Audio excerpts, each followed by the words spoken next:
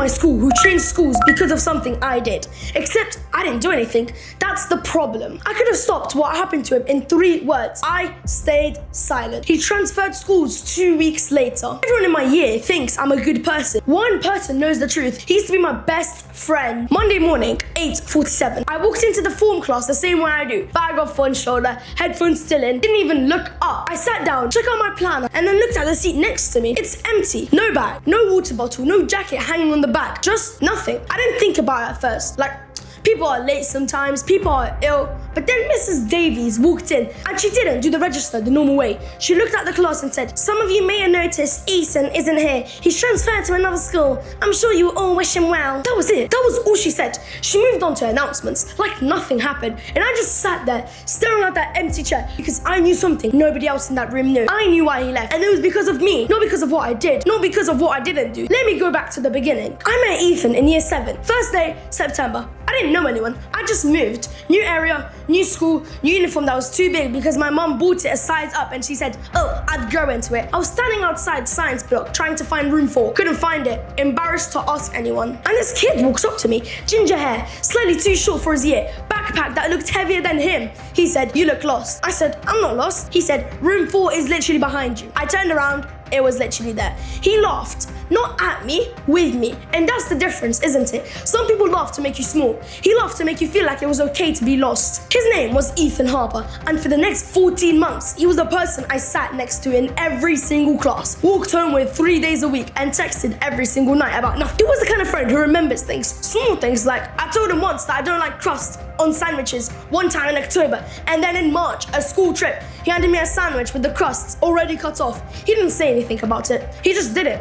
That's who Ethan was. It started small. Everything always starts small. Jake Merton, year 9, 1 year above us. Bigger than everyone, louder than everyone. The first time we were in the lunch queue, Jake was behind us. Ethan said something. I don't even remember what. And Jake mimicked his voice. High-pitched, exaggerated. Ethan didn't say anything. He just went quiet for a second, then carried on talking like it didn't happen.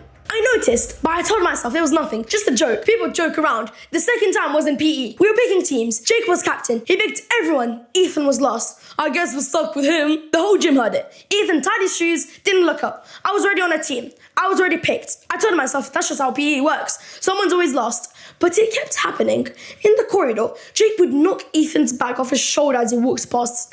Never hard, just enough. Just enough for people to notice. Just enough for Ethan to have to stop, pick it up, and keep walking. Every time Ethan picked up and kept walking. Every time I watched and every time I said nothing. Because here's what I told myself. And I need you to hear this because it's the lie I lived inside for months. It's not that bad. That's why I said to myself every single time, it's not that bad. He's fine. He'll be fine. November 7th. I remember the day because it was a day after the bonfire night and people were still talking about fireworks. Lunch break. The main corridor. Busy. Maybe 30, 40 people walking through. Ethan was at his locker, alone, getting his books out for 5th period. I was at the other end of the corridor with 2 other mates, talking about nothing. Then I saw Jake. He walked up to Ethan from behind, grabbed his bag and pulled it hard. Everything came out. His books, his pencil case, his phone, his lunch, everything hit the floor. And Jake didn't just walk away. That's what people think bullies do. They don't. They stay. They watch. Jake stood there, looked down at Ethan on the floor, picking up his stuff and said loud enough for every single person in that corridor to hear. "Why'd you even come to this school? Nobody wants you here." 30 people heard that. I was one of them. Ethan looked up, not at Jake. He looked at me, straight across the whole corridor, straight at me. And his face, I'll never forget. It wasn't angry. It wasn't sad. It was something worse. It was hopeful. He was looking at me like,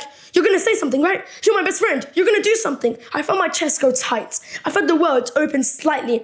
I felt the words back there, right there at the back of my throat, and I closed my mouth. I looked away. I actually looked away. I turned to my mate and I said something. I don't remember what. Something stupid and meaningless, and I laughed. I laughed to make it look like I wasn't watching, like I hadn't seen it, like it wasn't happening. 30 people in that corridor. Not one of them said anything, but only one of them was his best friend. That was me. That night I sat in my room, doors closed, lights off, phone in my hand. I opened our chat.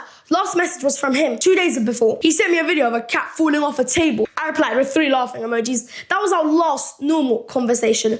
I started typing, "Hey bro, you okay?" I looked at it, deleted it. Too casual, too nothing. Like I was pretending I didn't see what I saw. I typed again, "I'm sorry about today. I should have said something." I stared at it. My thumb was right at the send, right above send. I deleted it. Because if I sent that, then I was admitting I was there. I was admitting I saw. I was admitting I chose to do nothing and I wasn't ready to be that person. So I put my phone face down on my desk and I went to bed. But I didn't get any sleep. I just lay there, staring at the ceiling, replaying it. His face, that look, the hope in his eyes, and me looking away. I replayed it maybe 50 times that night, and every single time in my head I said something. I walked over, I told Jake to stop. I stood next to Ethan, picked up his bag. In my head, I was brave every time. I was in that corridor and I did nothing. 3 days later, Ryan came up to me at break. Ryan wasn't Ethan's best friend. Ryan wasn't even that close to him, but Ryan saw what I saw from the other side of the bloody corridor, and Ryan actually cared enough to say something. He said, "Have you talked to Ethan?"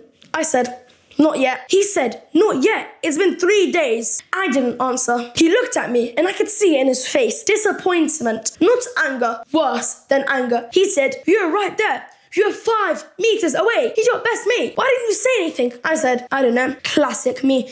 And that was the truth. I didn't know. I still don't fully know. Was I scared? Probably. Jake was bigger than me, a year above me. Was I embarrassed? Definitely. 30 people watching. What if I said something and Jake turned me on? Was I selfish? Yes. That's the answer I didn't want to admit. But yes, I was selfish. I chose my comfort over my friend's dignity, and I'll carry that for the rest of my life. Ryan said, "Talk to him today before it's too late." I said, "I will." I actually meant it. That weekend, I didn't. Monday came. I told myself today, definitely today. I walked into form. 8:47, remember that time, and his chair was empty. I tried calling him that evening 4 times. The number wasn't active anymore. I went on Instagram, his account gone, deleted. I was scared. Snapchat gone. I asked everyone I knew. Nobody had his new number. Nobody knew which school he'd gone to. His mum and dad apparently moved to. Ethan didn't just leave the school. He left everything, everyone, including me, especially me. A week later, I was cleaning out my locker. End of term, clear out, throwing away old papers, broken pens, the usual rubbish. And at the very bottom, folded twice, my name on the front in his handwriting, a note.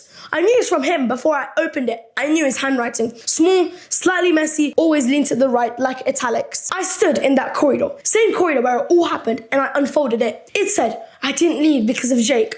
I've dealt with people like Jake my whole life. They come and they go. I left because of you. You were the one person I thought you would say something, the one person I trusted, and you looked away. Jake made me feel small, but you made me feel alone, and that's worse than anything. I hope you never do that to anyone else. Ethan." 247 days. That's how long it's been since I've read that note. I've never heard from him. I don't know where he is. I don't know if he's okay. I don't know if he found better friends. I hope he did. But I know one thing. He was right. Jake made him feel small, but I made him feel alone. And I have to live with that my whole life. If you're watching this and you know someone who's going through this and you're telling yourself, it's not that bad, it is that bad. And your silence is louder than you think.